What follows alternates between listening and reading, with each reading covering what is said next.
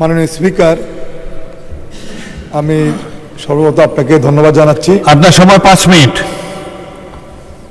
আমি আজকের এই সংসদের প্রথমে যে বক্তব্যের সুযোগ পেয়েছি, আমি শ্রদ্ধার সাথে স্মরণ করছি আমাদের প্রিয় নেত্রী, যিনি গণতন্ত্রের জন্য একটি সুন্দর বাংলাদেশ প্রতিষ্ঠায় যিনি সারাটি জীবন সংগ্রাম করেছেন।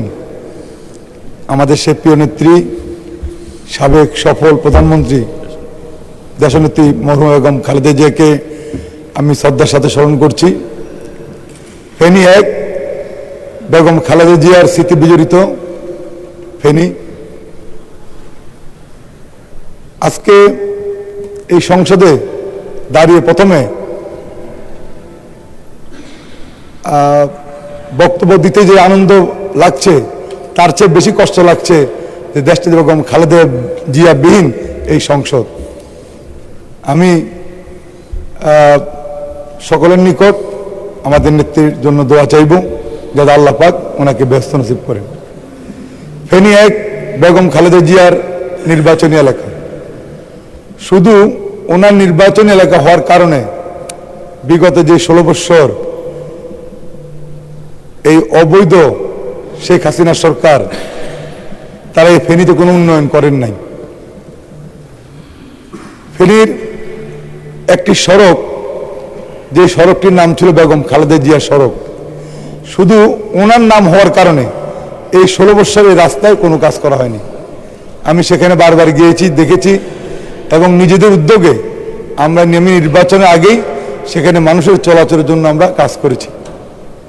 আমি আজকে এই সংসদে আমাদের প্রধানমন্ত্রীর দৃষ্টি আকর্ষণ করে বলতে চাই যে আপনি ফেনীর দিকে একটু নজর দিবেন।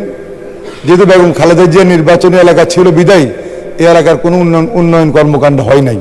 আমরা চাই যে বিগত 16 বছরে যে উন্নয়ন কর্মকাণ্ড থেকে ফেনীর মানুষ বঞ্চিত ছিলেন, ইনশাল্লাহ আগামী দিনে এই উন্নয়ন কাজগুলো করে আমরা ফেনীর মানুষকে যাতে চলাচলের যাতায়াতের সুব্যবস্থা করতে পারি, সেটা আমি আজকের এই সংসদের স্পিকারের মাধ্যমে আমি প্রধানমন্ত্রীর দৃষ্টি আকর্ষণ করছি।